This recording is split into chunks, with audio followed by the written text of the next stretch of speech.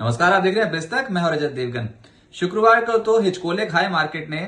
शुरुआत ठीक ठाक देखने को मिली थी, लेकिन फिर बाजार थोड़ा सा प्रॉफिट बुकिंग की चपेट में आया। पिछले 2 दिन से देख रहे हैं कि जो तेजी का सेटअप बना था वो साइडवेज होता हुआ नजर आया, लेकिन ग्रिप नहीं छोड़ी है मार्केट ने। मार्केट बहुत जबरदस्त प्रदर्शन कर रहा है। इस वीडियो में आपको बताएंगे कि आने वाले समय के लिए क्या लक्ष्य हो सकते हैं मार्केट के और कौन से ट्रिगर्स डोमिनेट करेंगे। आप सभी का स्वागत है बिस्तक में। सबसे पहले तो शुक्रवार के सत्र में जो हुआ वो मैं आपको बताता हूं।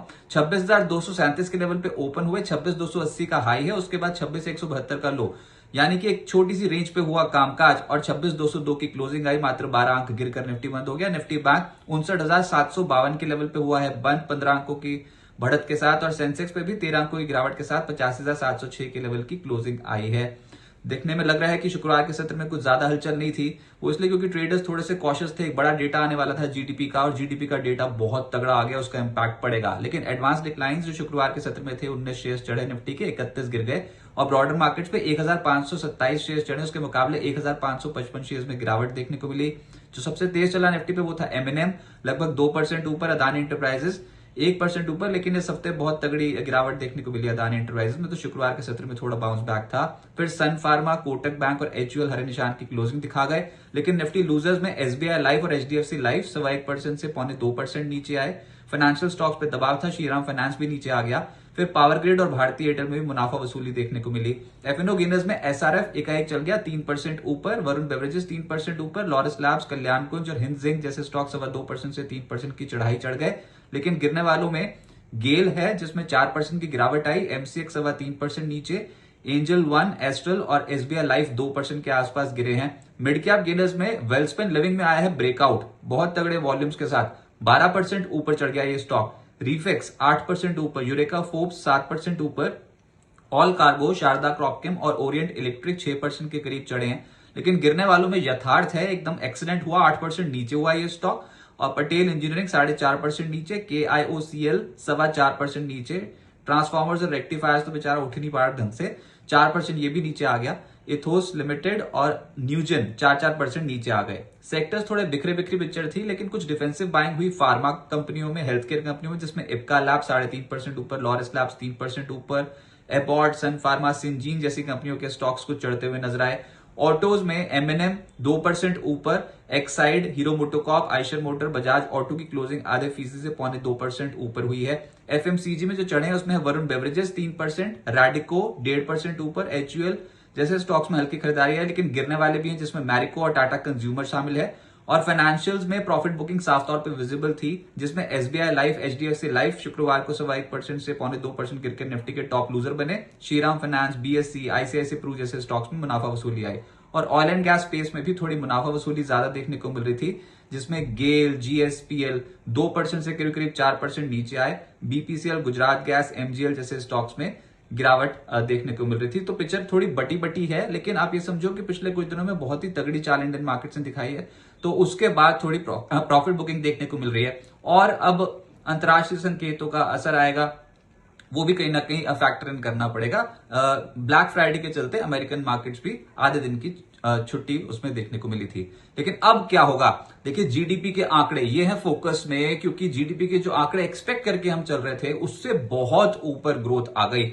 8.2% की दर से भारतीय इकोनॉमी ग्रो करके गई है Q2 में। वाई बेसिस पे कंपेयर करेंगे तो 5.6% से बढ़कर 8.2% की ग्रोथ किसी के भी अनुमान से बेहतर है। और हम देख रहे हैं कंसिस्टेंटली जो आंकड़े आ रहे हैं, ये जो ज्यादातर जानकार हैं उनके मुताबिक उससे ज्यादा देखने को मिल रहे हैं। अब 7 से 7.5% के आसपास की ग्रोथ का अनुमान था। 8.2% की अगर कोई कंट्री ग्रोथ दिखा रही हो, और ऐसे सिनेरियो में जहां पर इतनी जियोपॉलिटिकल टेंशंस के बीच में आर्थिक ग्रोथ दिखाना कई कई बड़े बड़े देशों के बस की नहीं है, लेकिन भारत दिखा रहा है, तो साफ तौर पर पता लग रहा है कि एक तो सरकारी रिफॉर्म्स का असर, और दूसरे जो आरबीआई ने कदम उठाए थे उसके चलते दोनों का एक तालमेल बैठ रहा है, जिसकी वजह से इंडियन ग्रोथ बहुत तगड़ी देखने को मिल रही है। तो बाजार इसको भी अब पचाएगा। वैसे ऑलरेडी मूव बन चुका है, क्योंकि एक्सपेक्टेशन थी 7 to 7.5%, लेकिन सरप्राइज एलिमेंट ज्यादा आ गया, 8.2% की ग्रोथ।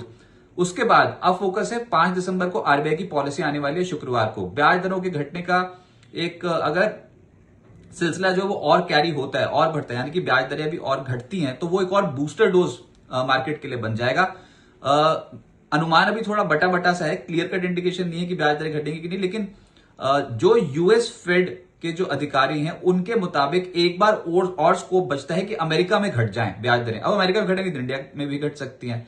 लेकिन जो जीडीपी का जो आंकड़ा आया ना, थोड़ा सा कंफ्यूजन पैदा कर रहा है। इतने बढ़िया आंकड़ों के बाद क्या आरबीआई के पास स्कोप है या फिर आरबीआई को करना भी चाहिए, ब्याज दरें कटौती करनी भी चाहिए कि नहीं? क्योंकि बिना ब्याज दरों की कटौती के इतना बढ़िया आंकड़ा आ गया, ब्याज दरें घट गई तो और बढ़िया आंकड़े आने शुरू हो जाएंगे। तो कहीं ना कहीं थोड़ा सा ये आंकड़े जो है ना वो थोड़ा कंफ्यूजन पैदा कर रहे हैं। देखते हैं कि 5 दिसंबर को आरबीआई क्या स्टेप लेता है। वैसे अभी तक ज्यादातर जानकार मान रहे हैं कि एक कटौती और हो सकती है। 11 दिसंबर को यूएस फेड की पॉलिसी आनी है, वहां पर भी रेट कटौती हो सकती है, तो बाजार इसको बचाने की कोशिश करेगा।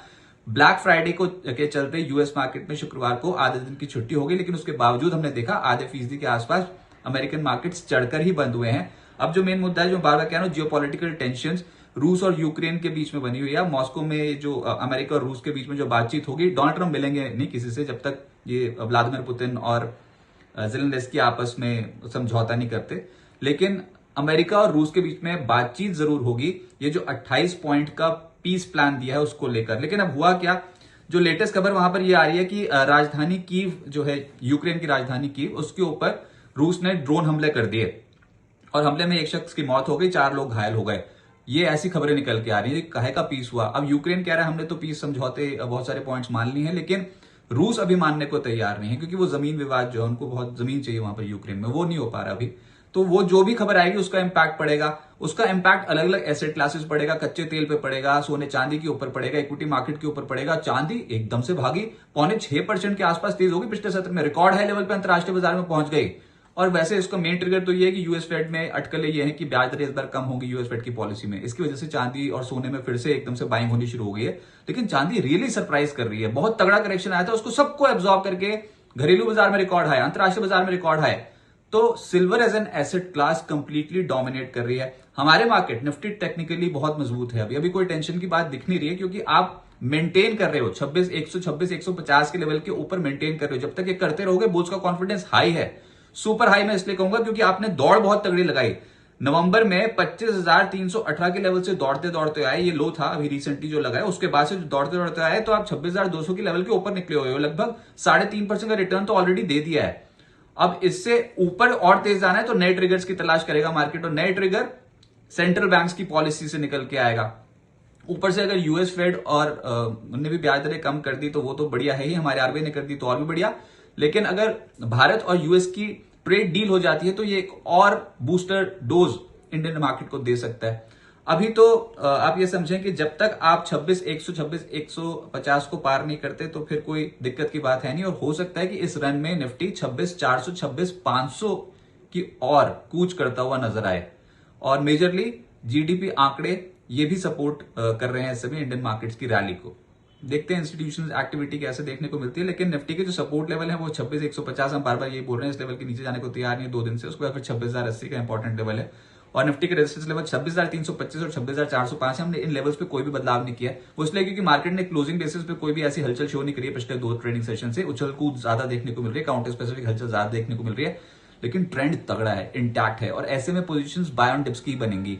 जब तक आपका ट्रेंड रिवर्सल नहीं होता, बहुत बड़ी गिरावट के कुछ संकेत नहीं मिलते, तब तक ट्रेडर्स हर डिप में खरीदारी करने की कोशिश करेंगे। तो ट्रेंड पॉजिटिव है, कोशिश कीजिए डिप्स में अपने पोर्टफोलियोज को रिक्रिएट करने की, और हो सकता है कि मिड कैप स्टॉक्स में भी कुछ कैचअप देखने को मिले। तो अब एक तो जीडीपी आंकड़ों का इंपैक्ट पड़ेगा सोमवार के सत्र में, और उसके बाद फिर बाजार जो बड़ी बेट लगा रहा है वो आरबीआई पॉलिसी के ऊपर लगा रहा है जो अगले हफ्ते आने वाली है।